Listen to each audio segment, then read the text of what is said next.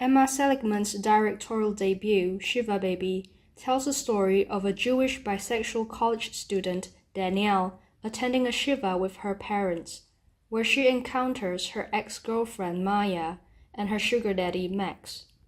The movie doesn't fit neatly into a single genre.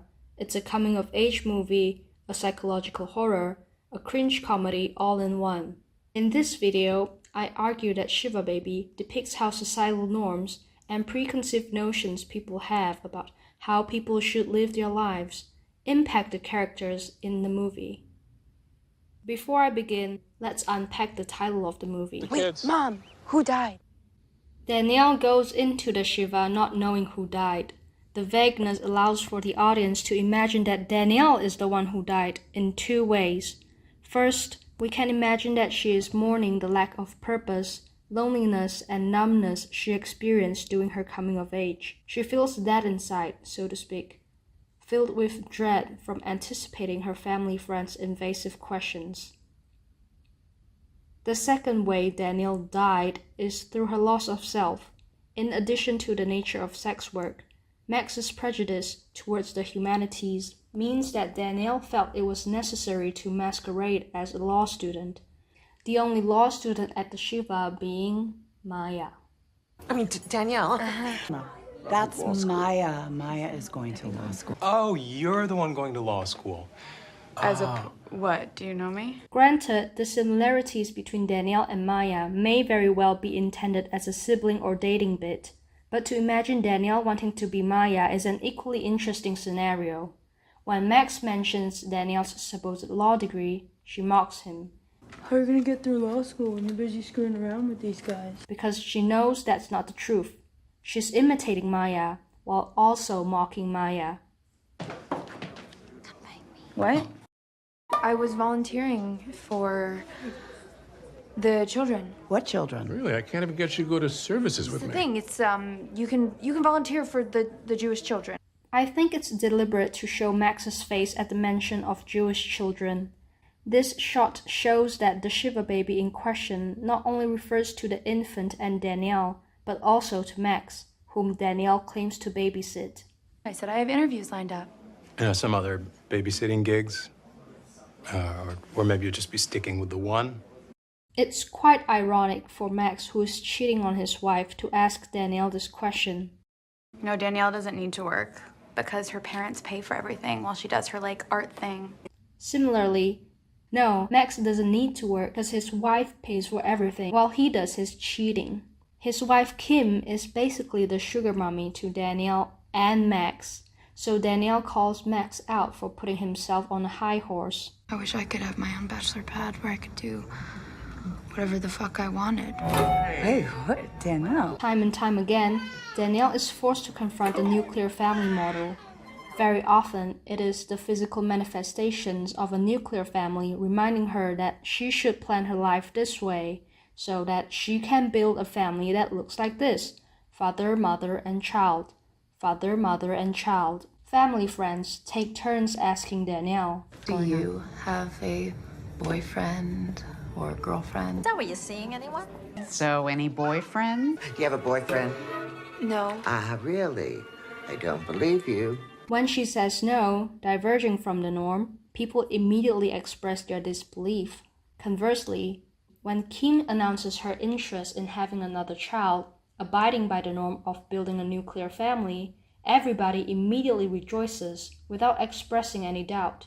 Here, Kim represents someone who is committed to embodying and reproducing the ideals of the nuclear family model. People who enforces the nuclear family model start by asking if you want a child, but the question later becomes an instruction.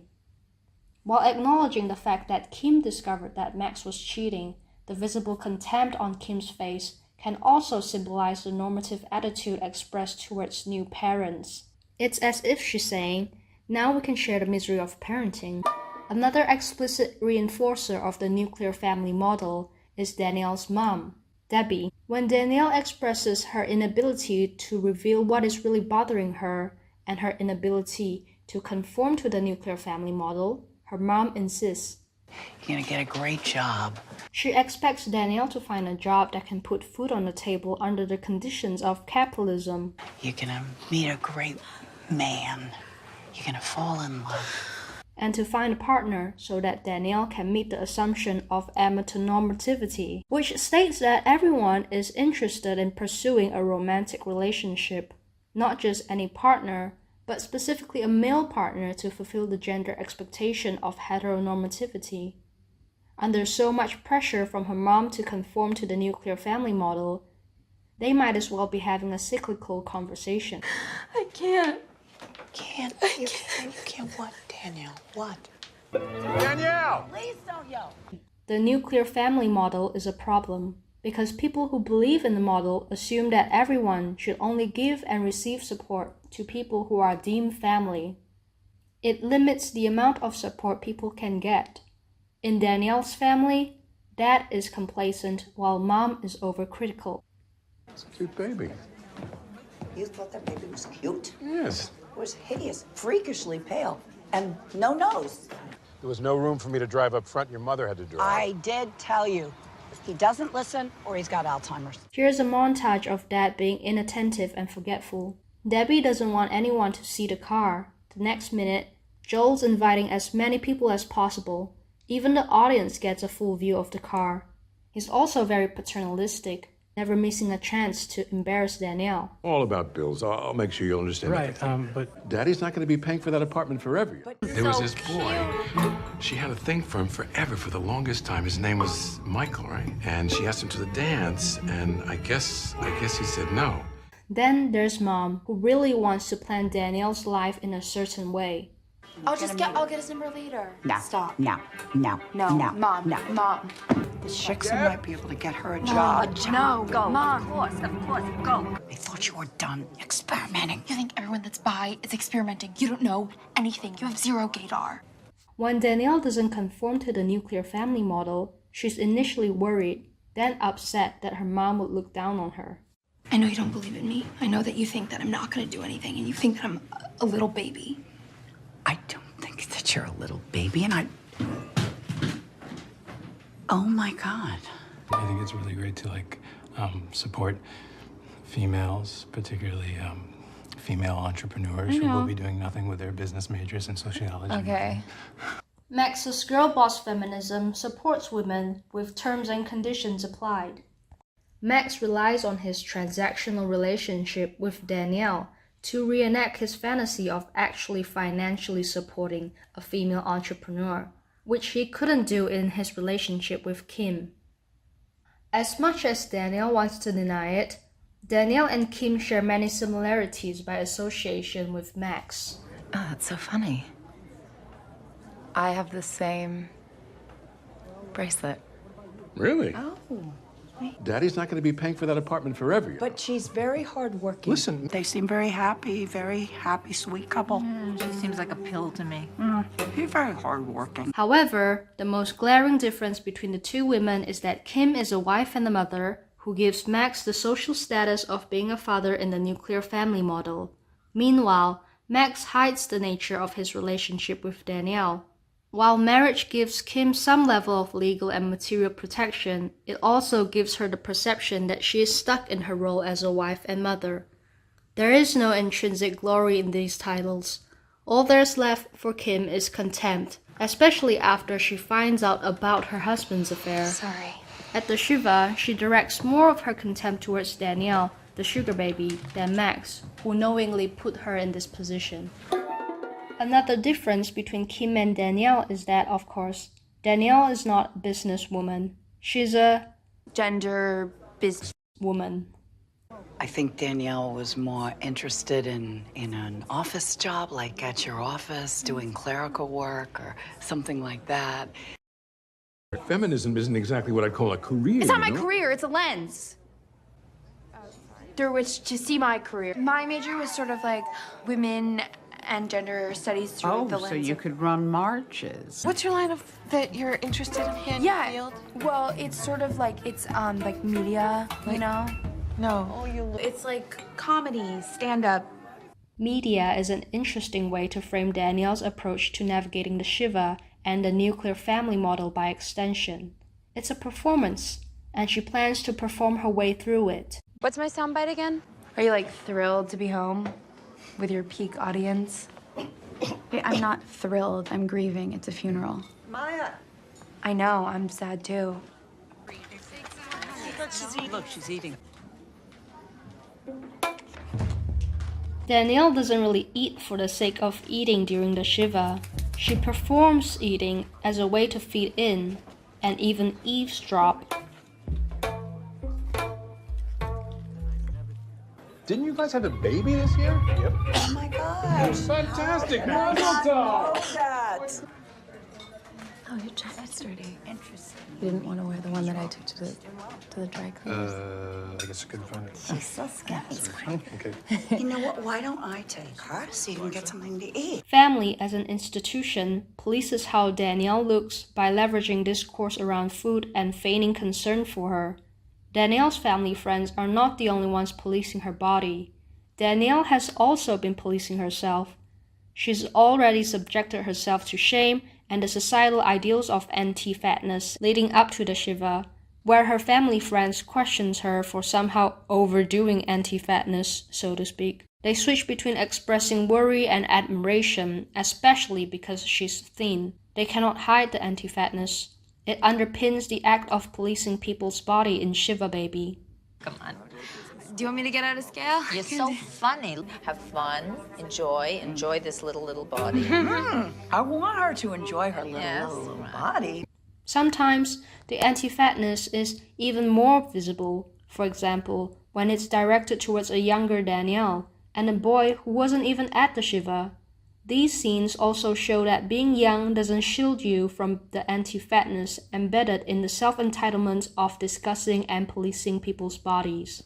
Seligman creates claustrophobic scenes effectively in two ways, with the invasive questions and the unwanted physical touch that are supposedly signs of affection at family gatherings. I call this conversational and physical pressure social claustrophobia. The fact is, Danielle's family friends don't really know her very well, which is why they latch onto generic norms about her body, career choices, and dating life. Stop! Let go! Are you okay? Yeah. Really? Can I whisper something to you? Okay. No funny business with Maya. What is that supposed to mean? You know what it means. The unspoken funny thing here is that Debbie shares many similarities with Maya. By funny, I mean interesting, humorous, and kind of ironic. They are both people who care about Danielle enough to make similar observations. She's acting a little strange. She is a little differently. Just off. You're being so weird. Not being weird. Yet, Debbie's the one making the judgment call as to whether Maya can be family, which brings me back to my point of the nuclear family model limiting the amount of care and support a person can receive by policing the types of relationships they can have. Debbie wants Danielle to have a romantic relationship with a man, foregoing the potential of relationships with people who are deemed non-family. At the same time, I'm not suggesting that all Danielle has to do is date Maya and everything will be alright, because monogamous romantic relationships are only seen as a solution to everything through the lens of amatonormativity. You see, there's something funny, fishy going on between Danielle and Maya, even without Debbie's heteronormative lens. Seligman deliberately made the writing decision for Danielle and Maya's relationship to be somewhat turbulent. No, I was not looking for you. Let's live in the truth. Where's Danielle? I was like excited to see you, but like, great, whatever. It's whatever. I'll fuck off. They don't communicate their feelings properly without being snarky with each other. When they handle conflict, Danielle keeps her guards up, while Maya gets cold, bitter, and even hostile. The only times they seem to be vulnerable and/or getting along is when one of them initiates physical touch or when Danielle's crying. Their relationship ends on a bittersweet note in the movie because they still have a lot of relational work to do if they want to maintain their relationship. There is something very Kaufman-esque about Seligman's writing in the sense that Danielle is like Maya, Maya is like Debbie, Debbie is like Kim, and Kim is like Danielle. and the obviously queer themes in the director's writing. My sociological analysis and my habit of wordplay draw inspiration from Sarah Ahmed's Living a Feminist Life, in line with Danielle's academic interests. And for more reading on anti-fatness, I refer to the work of Aubrey Gordon, also known as Your Fat Friend. Comment down below, did you catch on to any other quirks in the movie? At which point of the Shiva would you have left? Personally, if I were Danielle, I would have left when a possibly rusty nail pricked my thigh. When would you have left the Shiva? Comment below. You're studying business? No, not business. No, she's studying gender.